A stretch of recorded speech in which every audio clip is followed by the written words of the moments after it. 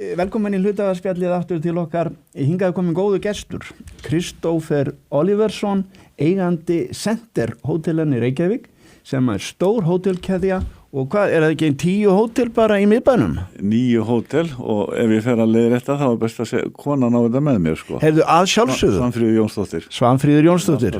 Við skulum ekki gera lítið úr því. Það nefnilega hluta þessu þegar erum við að tala það að þess og þessi eigi, að konur séu áhrifalausar sko, eigi ekkert. Það hefur oft verið talað það sko í svona, í fjármála heiminum. En auðvitað eru allar fjárfestingar ákvarðanir teknar auðvitað heima við eldhúsborðið það sem að konan... Þetta hefur verið fjölskyldu fyrirtæki, hafa ekki börnin ykkar verið með líka? Þau hafa unnið með okkur, já. Þannig að þetta fjölskyldu fyrirtæki alveg í grunni. Hvað segirðu þetta? Er hótelgeirinn, þú þekkir hann manna best, þú varst nú formaður þarna tíma allavega.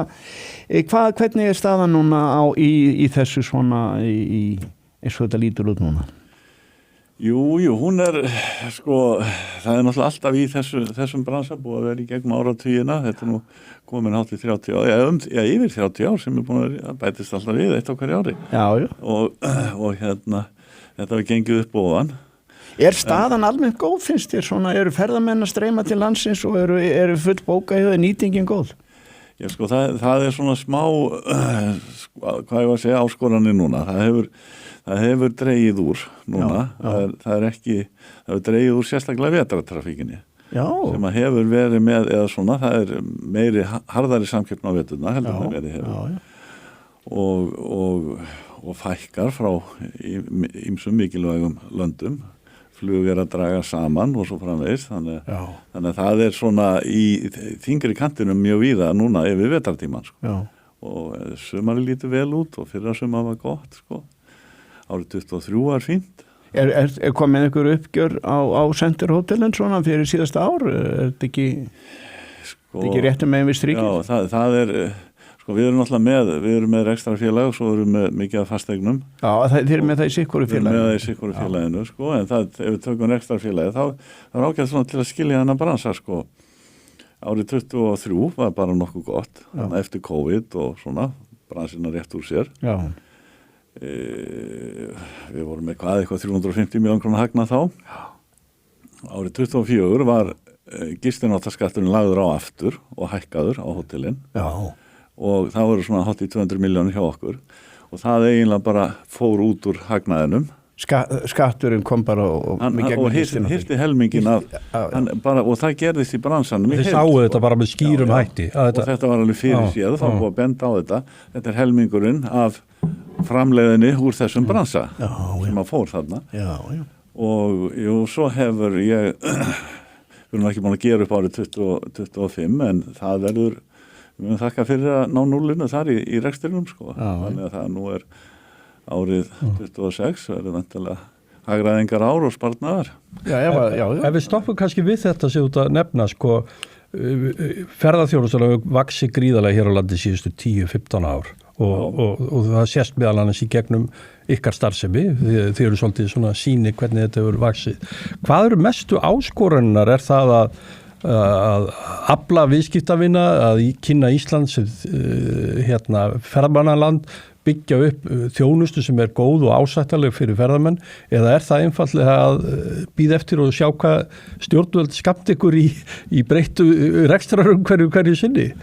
Já, það má náttúrulega segja, sko, aðkoma stjórnvalda er náttúrulega gríðarlega stórt mál, því að það hefur verið núna bara í gegnum áratugina, sko, það hefur verið, vaskurinn hefur verið tvöfaldað, það hefur tekið tilbaka og þetta hefur gerst ítrekað, gistináttaskattur lagður á, hækkaður og það er alltaf svo lítil fyrirsjáanleik í þessum slag eins og menn svo sem kannast við bara úr umræðinni og alltaf er þetta ákveðið á síðustu dögum þingsins og síðan gerist þetta áramót, kannski 2-3 vikum seinna, sko.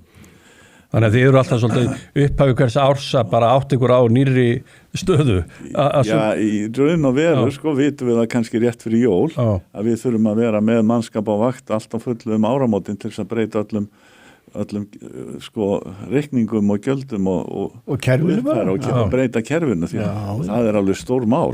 mörg kerfi og sum þjónustu erlendis og svo framvegis sko. Þannig að þetta er svona hlutur sem kannski fer ekki mikið upp á yfirborðið í þessu en helstu áskoranirnar eru náttúrulega bara að sko við erum nú þarna hótelreikendur með okkar félag sko og þar leggjum við áherslu á fyrst og fremst á heilbrigst rekstrarumhverfi og langtíma hugsun í bransanum af því að sko þessi fasteigna bransi það er svo mikla langtíma hugsun og hann er náttúrulega sírópið í þessu. Það kemur COVID og lán hækka milljarða kannski á eins og hótelkeið eins og okkar og svo þarf að þjónusta það fresta skattar og það þarf að greiða þá seinna á fasteignagjöld og svo framvegis sko. Þannig að það má segja að við erum svona rétt að ná okkur upp. Já, núna bara í lok ársins eða í byrjun ársins 2026 að þá svona séu leifarnir á COVID uppgjörunu að byrtast. Já, sumt til lengri tíma en við erum að klára að greiða upp skatta og svona sem fengum að fresta, við klárum það þess ári. Herðu sírópið sagður, en það eru þá fasteignanar. Það eru fasteignanar. Og 9 til hjón, til 9 stórglæsilega byggingar í miðbæ Reykjavíkur. Já, við eigum 8-10% rúma af þessum fasteignum sem við erum með. Sem hótelinu starra eftir. Já, hitt er eiginlega svona mistök sem ég gerði að ég held ég geti keypt það sem ég tók á leigu. Þú hélst að það væri ykkur afleiðu samningur og geti gert framtíð. En hvað okkur leggur áherslu á það að vera bara í miðborgi? Það heitir Center, þú ert í miðbænum hvers vegna? Þú ferð ekki út fyrir 11 átnar. Ég er alveg til í það ef að koma góð tækifæri, en þetta er náttúrulega bara kannski, hvað ég var að segja, þetta er fjölskyldufyrirtæki, það er bara mjólkubuddan sem er til vara ef illa gengur. Ef illa gengur, já. Og þannig að við þurfum að fara mjög varlega í að það var engin vand að hleypa fullt af sko, lífeyrissjóðum inn í fyrirtæki eða einhverjum aðilum og stækka sko, þannig að við höfum bara tekið þessu rólega og fram til þessa hefur öruggasta svæði verið miðborgin. Og nú er það að þróast náttúrulega Guði sé lof hvað þessi bransi hefur þróað landsbyggðina mikið og haft mikil áhrif, ekki bara hótelbransin heldur ferðaþjónustan í heild. Við sjáum bara hvernig Suðurland hefur bara fáum árum orðið bara mjög heitt svæði og bara alveg frábært ferðamannasvæði og nú svo smitast þetta smá saman lengur og lengra og kannski ekki sama mæli á Vesturland og Norðurland en það eru sjáum til hvernig tekst að byggja upp áfangastaði, það er Vesturlandi, Snæfellsnes. Þú ert nú að Vesturlandi, þér er ekki dótt í huga að fara í heima bæinn gamla og setja upp hótel þar? Já, svo sannarlega, sko. Það skal stutt þangað bara hreinlega þá. Ég get ekki ég vera viss það að gestirnir séu til. Já, séu tilbúin til þess að fara. Já, það er áskorun. Já, förum ég það. Delja erlendir gestir eingöngu mest í Reykjavík? Já, það hefur verið besta nýtingin allt árið í heild ef þú horfur á Reykjavík sko. En nú er Suðurland komið bara langleiðina upp í hliðina. Það er leiðin bara til Hornafjarðar, er það ekki? Já, það er ekki bara öll hótel þar fyrir að blómstra á veturnar, er það ekki? Jú, maður getur nú ekki alveg talað fyrir aðra en það er verið að byggjast alveg upp glæsileg hótel þarna, síðast þarna hjá skóla í Söpvei. Hvað dæmi gerði ferðamaður? Hann kemur til, hann gistir í Reykjavík, en hvað fer einn dag að Jökulsárlóni og aftur tilbaka. Er það eitthvað norm í þessu? Já, sko, menn þá gista menn nú yfirleitt, sko. Það var hérna og hefur verið, sko, stundum 7 daga gistingar, þá gistu menn í Reykjavík og fóru hingað og þangað. Bara dagferðir frá Reykjavík? Já, dagferðir frá Reykjavík, en svo núna er komin upp svo fín uppbygging eins og Suðurland og víðar. Fór sér náttúrulega og þá fer fólk bara gisti kannski 2 nætur í Reykjavík og fer svo áfram og kemur svo tilbaka og svo framvegis. Þannig að eftir því sem að keðjan austur er glæsilegri, þá velur það minna í Reykjavík, færri nætur í Reykjavík. Já, ég hugsa sko, þróunin sé í þá átt að sko, nú hefur til dæmis gistingi verið heldur lengri að jafnaði í Reykjavík heldur en út á landi. Það er oft einna nætur gisting á hótelin þar sem er miklu dýrara í rekstrarlega heldur en að vera með lengri gistingu. Svo er náttúrulega öruggara að eiga fasteign í Reykjavík heldur en eitthvað stöld á landi. Já, jú, og svo er líka sko, þetta stýrist náttúrulega líka mikið af vilja bankana til að lána út á land og í Reykjavík. Það er, ég man einhver tíman kom nú hérna, hann nú hættur núna Davíð Björnsson. Hann var hjá Landsbankanum, hann fjallaði mikið hann var alveg sérfræðingur í hótelrekstri, sko. Og hann sagði þá, þetta var það fyrir mörgum árum, við vorum að opna upp á Hlemmi, þá minnum hann hafi sagt sko að við erum tilbúinir að lána svona cirka 25 milljónir í Kvosinni á Herbyggi, getum 20 milljónir upp á Hlemmi og 10 milljónir út á landi. Og þetta mjög einfalt. Þar með erum við búin að sjá hvernig bankanir hugsa þetta. Kannski er ég einfald aðeins það sem að sagði, þetta kristallar þetta vel. Já, en þið þekki það náttúrulega, það kostar ekkert minna byggja út á landi endilega. Og hvað þýðir það? Ef að 25 milljónir Herbyggið, þá þarftu 15 milljónir eigi fyrir þar, en minna eigi fyrir hitt. Hver er kúltúrun í kringum Center Hotel? Hvernig er þessi hótel öðruvísi heldur en önnur hótel? Og við höfum... Það kannski engin strategi í því hjá þér? Jú, við erum með við erum með okkar markkópa og okkar slagur er stay like a local og við erum leggjum alveg rosalega mikið upp úr persónulegum samskiptum og góðu móttökum á góðri móttöku eins og allir gera náttúrulega. Og veitingastæðar allstaðar hjá þér á þessum hótelum? Á mörgum, eiginlega fleirum heldur en ég vil, sko. Nú, já. En við höfum verið að leikta þetta út frá okkur, veitingastæðina, en til svona það hefur ekki gengið nógu vel, sko, þannig að við rekum þetta allt sjálf núna, sko. Alla veitingastæðina? Já. Ertu þá að reka Jörgensen til dæmis við Hlemm? Já, við erum búin að reka hann allan tíman, sko. Ég fer þangað stundum og það er bara, þetta eru svakalega framkvæmdir á Hlemmi. Hvernig hafa þessar framkvæmdir í Reykjavík, gatnagerð, hvernig hefur það haft ykkur áhrif á þínu mati á hótelreksturinn? Já, sko, við vorum að tala langtíma hugsun á þann, sko. Við hugsun til svo langstíma. Já. Við verðum voðalega glöð þegar að fara að framkvæma. Já. Og vegna þess að það klárast fyrir rest. Einhvern tímann. Svo mætti kannski stundum ganga hægar en það sem að stefni í að Hlemmur verður alveg óskaplega fallegur og skemmtilegur. Það hjálpar þetta ykkur þá þegar það er búið að setja 2-3 milljarða held í borgin í þetta torg, sko. Já, og við náttúrulega finnum fyrir því núna sko bæði þeirra framkvæmdir í gangi og þarna var fullt af bílastæðum sem að fóru. Já, og munu fara varanlega, sko, en við erum með slatta bílastæðum þarna fyrir ofan hóteli sem við eigum. Þannig allt hefur þetta áhrif, neikvæð áhrif núna til að byrja með, en það er mjög bara fín trafík þarna. Herðu, hvers vegna koma ferðamenn til Íslands? Þetta er nú svona klassísk spurning, það er auðvitað náttúran og jöklarnir og allt þetta, en hvernig upplifur þú það? Já, það er fyrst og fremst náttúran, sko. Mér fannst það var einhvern gamall slagur hjá Reykjavíkurborg, Next Stop to Nature.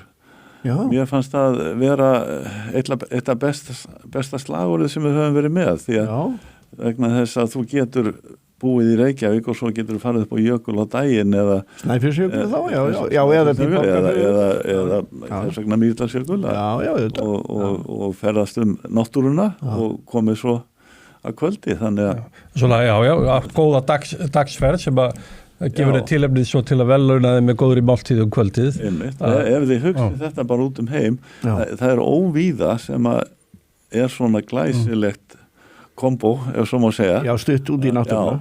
Þannig að ég held að það, og svo hefur Reykjavík náttúrulega er ákvæðlega sjarmerandi svona þegar hún upp á sitt besta, sko. Það er Já, hún er bara hún er bara vinsæl sem, sko, borg, sko, matargerð og skemmtanalíf og hvað bara, er það ekki falleg borg svona að gangum? Já, sumt hefur hefnast alveg ágætlega og það er nú alveg að hrósa ykkur fyrir það vegna þess að þið eru náttúrulega í miðborginni og þið hafið tekið oft eldri byggingar og umbreytt þeim og gert, sko, fært inn nýtt notagildi í hús sem að kannski voru kannski, þannig að þið hafa verið mikil þáttakandi í, sko, breytingunum á miðborginni sem að hafa átt sér stað, hvað maður segja, síðustu 15-20 ár. Já, sko, ég veit ekki, þið náttúrulega, við munum allir, sko, seinna hluta síðustu aldar, þegar öll fyrirtækin voru meira og minna að fara úr borginni, þessi gömlu fyrirtæki, tryggingafélög, Eimskip og eða svona aðalstöðarna voru úr miðborginni, segirðu. Já, það var alltaf flytjast í burt úr miðborgin og miðborgin var eiginlega alveg steindauð og tóm. Og það var alveg hræðilegt svona, upp úr menntaskóla árunum og háskóla árunum og svona, þá var ekki mikið líf í miðborginni. Sko. Við byrjuðum þarna 94, enda með gisti heimili og fórum svo opnum fyrsta hótel 98, þarna lögum við 16 og svo 2000 og svo koll á kolli 2006 og 7 og 8 og hérna smá saman hefur sko ferðaþjónustan kveikt lífi í miðborginu upp á nýtt og svo koma náttúrulega allir þessi veitingastæður og heimsmælikvarða alveg glæsilegir sko og það náttúrulega höfum við ekki bara í Reykjavík heldur út all land víða í hótelunum því að það náttúrulega alveg ótrúleg uppbygging sem hefur orðið ef að menn horfa bara í Mývatnssveitinni, Suðurlandið og út allt.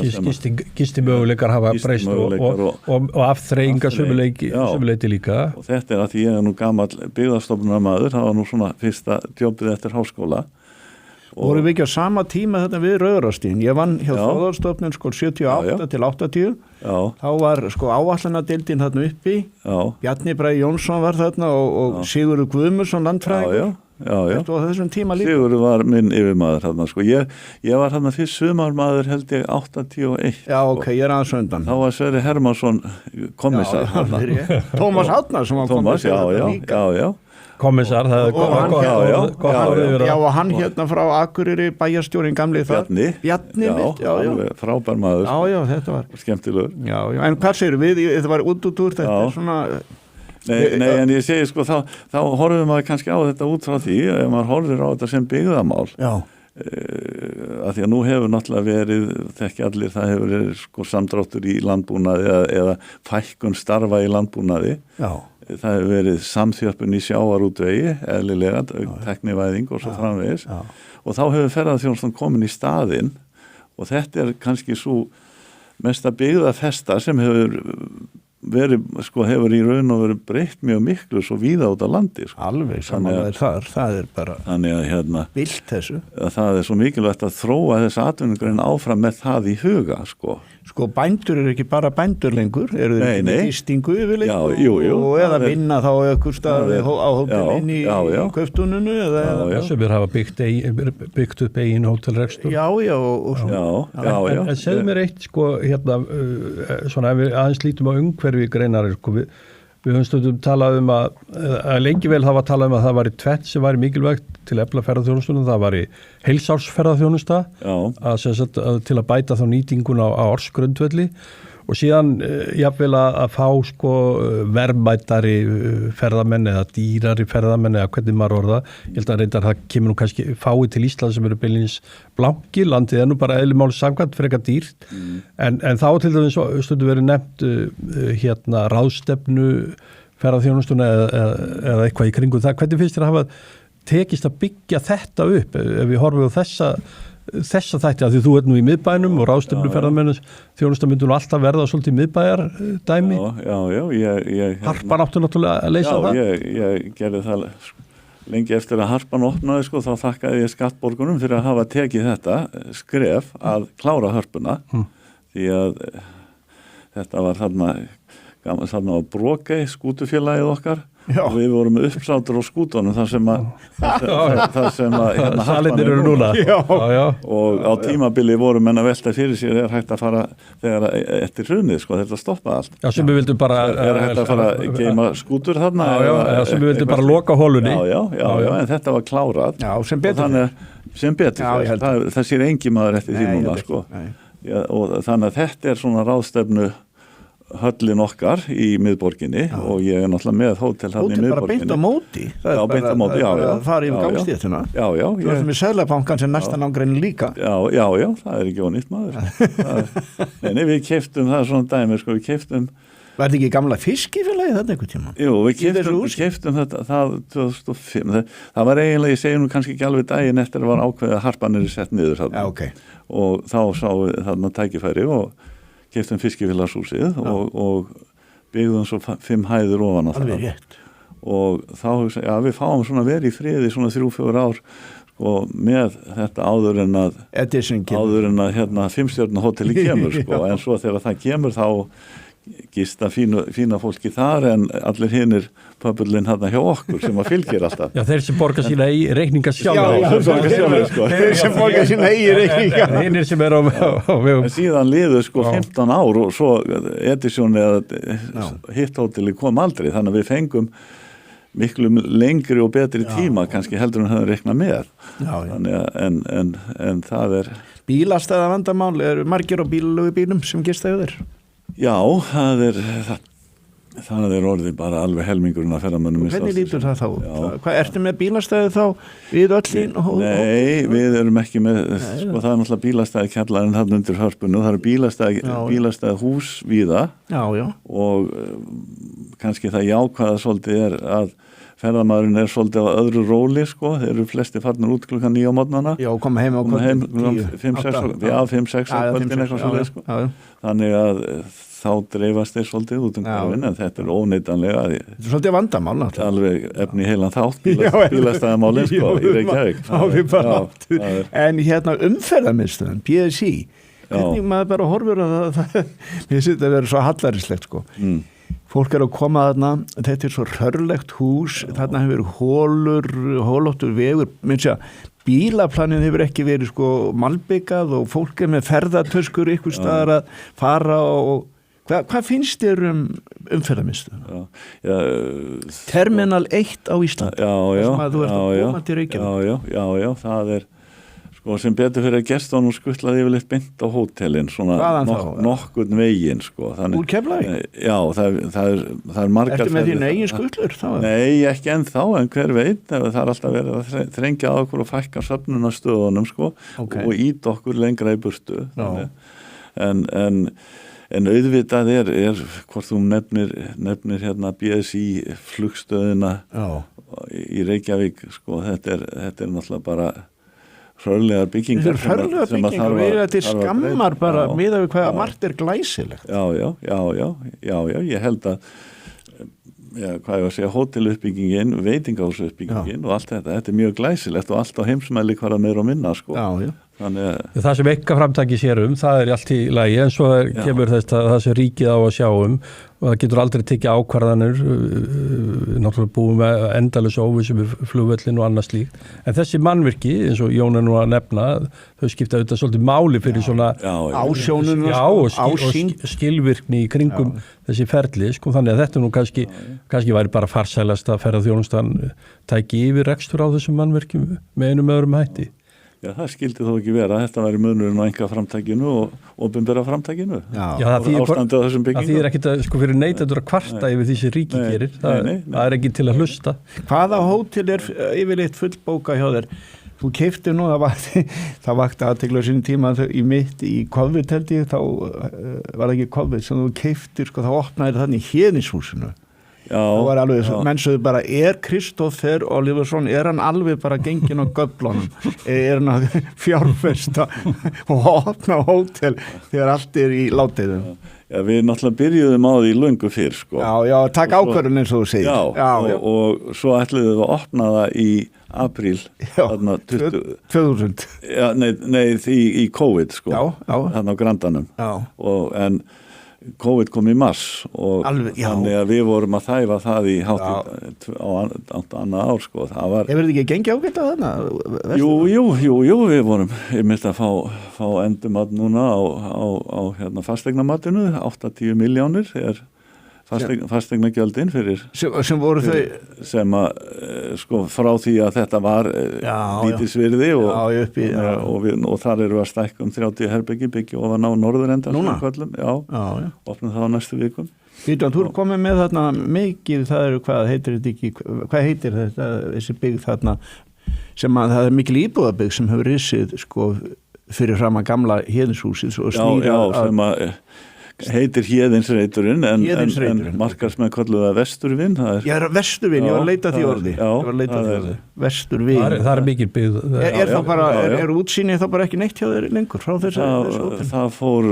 Það fór útsýnið, besta útsýnið. Það er fallegt útsýnið við bæinn en þarna byggðum en ótrúlega hátt fyrir. Var gert ráð fyrir þessu þegar þú varst að byggja? Já, ég vissi þetta allan tíma. Já. En það er menn horfa þá bara inn í garðinn. Það gerir það víða þegar maður ferðast erlendis og þá horfum maður inn í garðinn. Við erum búin að gera hann mjög fallega með listaverkum. En hvernig svona kannski ef við förum svona ljúka þessu svona þróun á ferðaþjónustu, nú að koma 2,3 milljónum ferðamanna til landsins. Hvernig sérðu fyrir þér mun halda áfram að fjölga?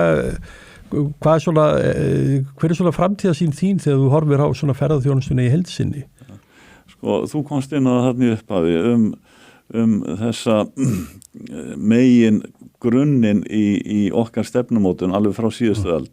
Það var að dreifa ferðamönnum yfir landið og dreifa þeim yfir árið. Það sem ég hef áhyggjur af og við hótelreikendur að aðgerðir stjórnvalda hafa verið fyrst og fremst að veita aðilum sem að koma bara inn á sumrin gríðarlegan skattaafslátt og þar með stjórnaru náttúrulega þróuninni og eykur álægið yfir sumatíman í staðin fyrir að það er eins og hótelin, það er bara svona einfalt dæmi, við erum að selja herbergin kannski segjum frá 30 til 60 skall, þriðja hver króna fer í skatta og skyldur sem við erum að borga til ríkisins.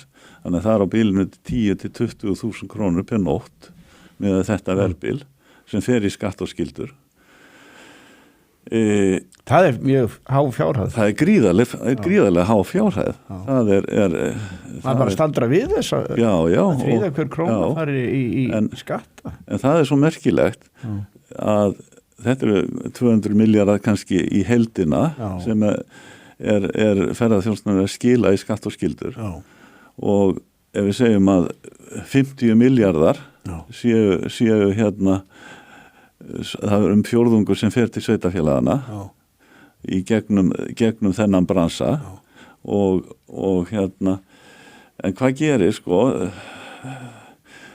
það er hækkaður á okkur gistinóttaskattur til dæmis núna og þá var hann lækkaður á þessu svokölluðu leiðangurskip og sett á innviðagjald á risaskipin og úr þessu varð mikið sveitarfélögin fóru alveg upp á afturfæturnar hafnarstjórar og allir út af þessum breytingum á innviðagjaldum á skip sem eru hverfandi þau eru að borga svona bílinn 1.20 til 1.30 í skatt og skyldur meðan við okkur en þeir hafa sveitarstjórnarstigið algjörlega með sér en við sem að komum með, ef að tekst að byggja hótel í einhverju byggðarlagi þá er þetta bara eins og að fá togara sem að er að landa allt árið en það heyrðist ekki púst í einum einasta stjórnmálamanni eða sveitarstjórnamanni þegar það var hækkaður á okkur skatturinn og þannig að það er eins og fólk bara hefur ekki þennan grundvallan skilning á þessum bransa, þessi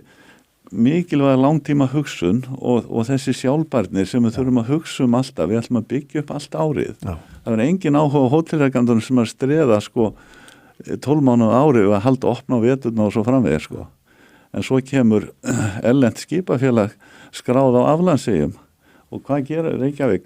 Það er verið að tvöfalda viðlegubakkann núna. Það er verið að byggja ráðstefnumiðstöð eða miðstöð fyrir þessi skip sem að starfa sér. Hvar verður það í Holtagötu? Það er verið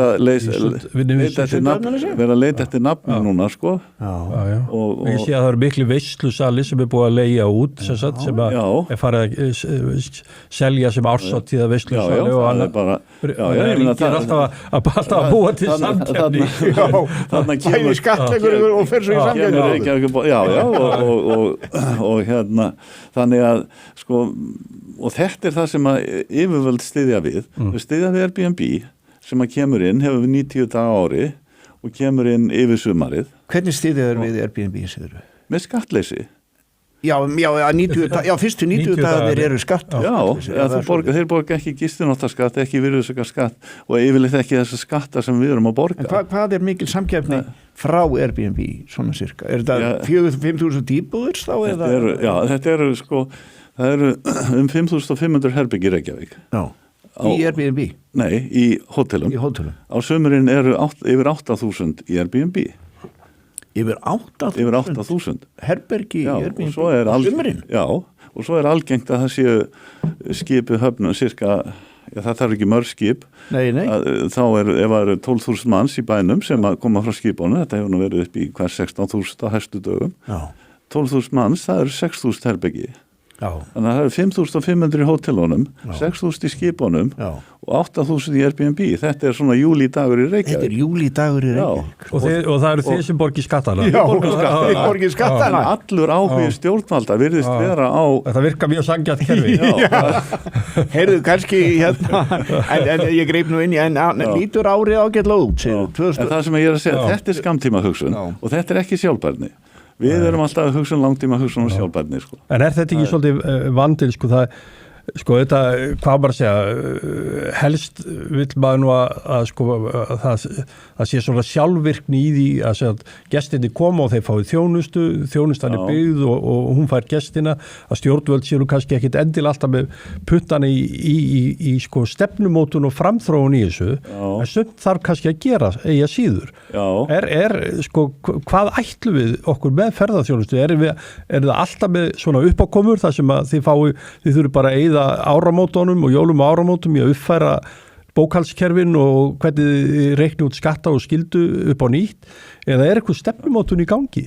Já, það var nefnilega mjög góð stefnumótun unnin hjá tíma síðustu ríkisstjórnar og Lilja Dögg ferðamálaráðherra má eiga heiðurskilin fyrir að það kláraðist og það var samþykkt sem þingsályktana til að þetta var eitt af síðustu verkum síðustu ríkisstjórnar og það var samþykkt á öllum þingmönnum þannig að mótatkvæða laust og það voru þarna nokkur atriði sem voru líkilatriði þessu, það var að leggja innviðagjöld eða á skemmtiferðaskipin, það var að endurskoða gistináttaskattinn með það að jafna samkeppnisaðstöðu og það var að taka á Airbnb og það var að fara í álagsstýringu á fjölsóttum ferðamannastöðum.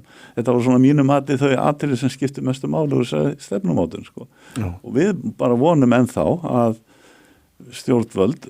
Það liði ár síðan. Já, það liði ár síðan og það fyrst að það voru sett þarna svolítið gjöld á risaskipin en í umræðinu var þess alltaf ruglað saman. Það var lækkuð gjöldin á þessi litlu skip sem er að fara hringinn í gegnum landið. Þau fóru 1000 kall á nótt gistináttaskattur í 800 og ekkert annað. En svo var hækkað á risaskipin sem eru fleiri þúsund manns og nú eru þeir búin að lækka þetta. Aftur þá? Já, þeir lækkuðu það núna aftur. Á risaskipin? Út af kvörtunum. Já, það er það svo að segja, sveitarstjórnarmennirnir. Já, það stenst engin, þetta eru 3 skipafélög sem eiga þennan business í öllum heiminum, svona 70% af businessnum. Hvað er það, er ekki norðmennirnir þar? Já, þeir eru hluti, en þetta er allt saman skráð. Þetta er allt skráð í aflandslöndum, Já, það er svona. Svo eignarhaldi sé annars. Já, það er skráningin þar, En þetta eru 3 félög sem að stýra heiminum í þessum efnum, og nú eru norðurslóði næsti áfangastaður. Já. Og við þurfum ekki að gefa afslátt. Þetta er svo mikið minnumáttakent hjá okkur, að við þurfum alltaf að vera að gefa afslátt til þess að fá aðila hingað, Við erum ekkert mikið bóku 27, Nei. En það voru teknar alltaf bókanir í skemmtiferðaskipum 27 að þetta væri bara hrun framundan. Já, þannig er búið að kynna þetta. Já. Heyrðu, en kannski aðeins svona, við erum auðvitað... Við þurfum að fara að hleypa honum út til að vinna við. Já, það er skattadagurinn, það var ekki skattadagur í gær. Miðja ári sem að skatta þegar... Já, í júni, heyrðu bara örstutum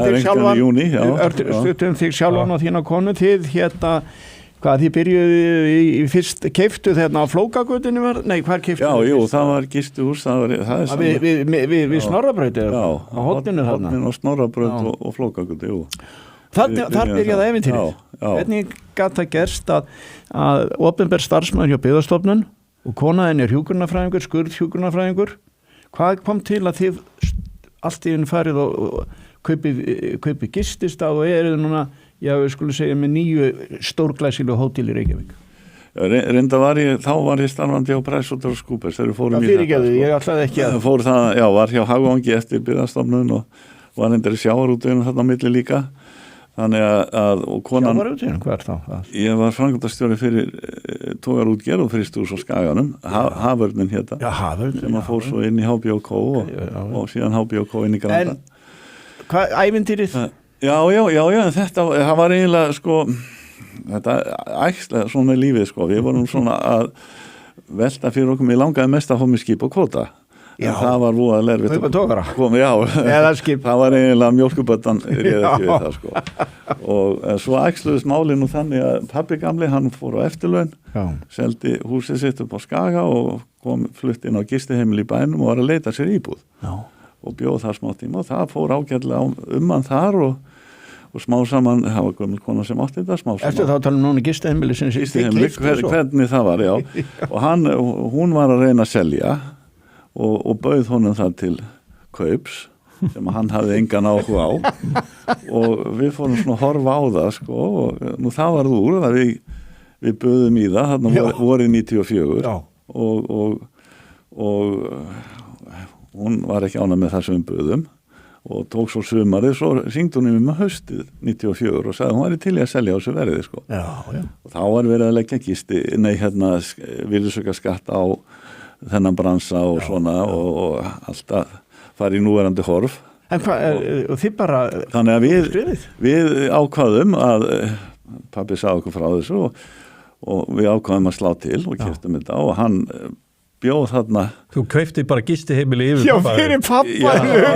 Já, það má segja, sko, svo keypti hann sér nú íbúðina en hann bjóð þarna. Þú ekki alltaf láta hann bara reka gistiheimili. Hann bjóð þarna og kom okkur svolítið að stað með því að vera þarna næturnar og svoleiðis, og svo bara þróaðist þetta.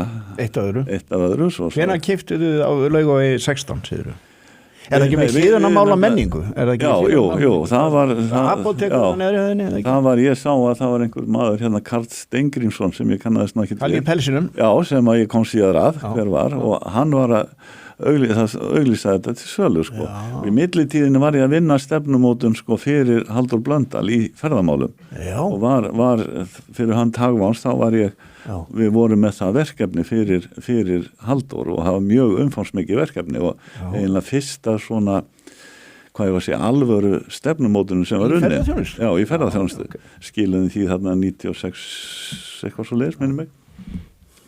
Ef þú lest þá var niðurstaðan, sko, ef að svo spá sem gerður í þessu gengur eftir, þá mun verða skortur á hótelrými í miðborgar Reykjavíkur innan tíðar og þannig að það var sá skortur sem þú sást þennan skort. Já, það var á þessum tíma, sko, þá var Hótel Saga og Hótel Esja og þessi stóru hótel voru í jaðrinum, sko, utan við miðborgina, sko. Mjög... voru engin hótel í miðborginum og gamla Hótel Holt og Óðinsvér, sko, þetta, þannig að Hótel Vík var einu sinni við. Það er einmitt, sko, flest þegar við erum í útlöndum, þá viljum við vera í miðbænum. Já, einmitt. Það er hvað lífið er og annað, þannig að eftir því sem lengra frá miðbænum, þá er það meiri ferðalög því allir enda einhvern veginn inn í miðbænum. Hello, konan hætti bara þá í hugunum? Já, konan hætti þarna og tók yfir það. Það er að fóra bráðamóttökunni yfir í? Já, fóra hún er svæfingar og gjörgæslu hjúkrunarfræðingur og hún fór í þetta og rak þetta frá degi til dags.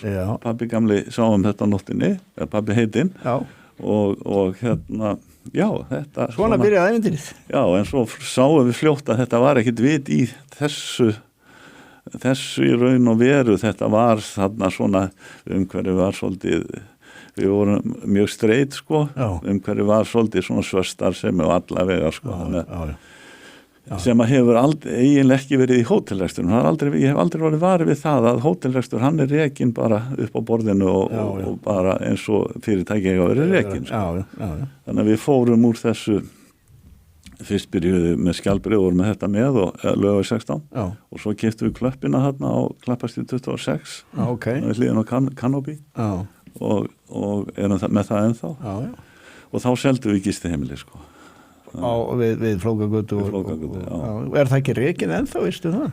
Jú, það er rekið ennþá ég held að sé nú ekki mikil umsýðar Nei. ekki akkurat núna ég kíkir nú alltaf þarna ég keri fram hjá Þetta er bara gott. Er það ekki? Við erum hérna Þú veist að, já, svo líka annað, varst ekki að koma úr siglingu, þú á skútu, er það þitt hobby og ykkar hjóna? Það er okkar hobby, já, það er alveg, keyptum okkur, eigum 98 mótilið af sænskri skútu. Það er tógarinn sem alltaf er að kaupa. Nei, ég hafði gefn á tógaranum og ég segi gefn sko, og þá fór ég bara í utankvótategundur sem er túristinn. Sko. Já, það er ekki búið að kvóta sér til. Nei, hvað sem verður. Já, hvað sem verður. Og ert það sigli hvað? Já, við förum alltaf, við förum reyndar, þetta er lúksuslíf, við förum í hverju mánuði í 10 daga og færum skrifstofuna niður í bátinn en ekki, þetta er bara þessi sem sagt þá erum við Miðjarðarhafinu sko, við förum fyrst í mars og erum Hvað ertu í Greiklandi þá eða hvað geymur skútunum? Það er eiga sem heitir Kos Það er gott að sigla Ertu það bara gott að sigla Ertu við tölvuna þá bara í skútunni? Eftir þörfum svona, já, það er hægt að gera margt í símanum og svo gleymum því ekki sko að þetta er svo einstakt fólk sem við höfum verið að reka þetta með okkur og fyrir okkur Já, og þú ert náttúrulega með, hvað eru margir vinni hjá þér? Það er rúmið 400 manns. Það er náttúrulega verður að vera með gott starfsfólk, velja gott lið. Já, og okkar lán hefur verið að við höfum, þessi hópur hefur unnið vel saman, alveg bara frá því, það voru allir sem eru aðarstjórnendur núna voru komið þarna með eftir hrun. Og búin að vera, já, þau eru búin að vera þarna þá í 15-17 ára? Já, og við fórum svona, við sildum hringin í kringum jörðina á skútun okkar og vorum frá meir og minna í tæp 2 ár. Já. Og fyrirtækið hefur aldrei gengið betur. Já, það er kannski leksía í því. Herðu, erum við ekki bara... Ræsilegt, gaman að spjalla við þig. Hefur samleiðis. Takk mikið vel fyrir komuna. Kæra þakki fyrir komuna. Gaman að hitta ykkur. Takk.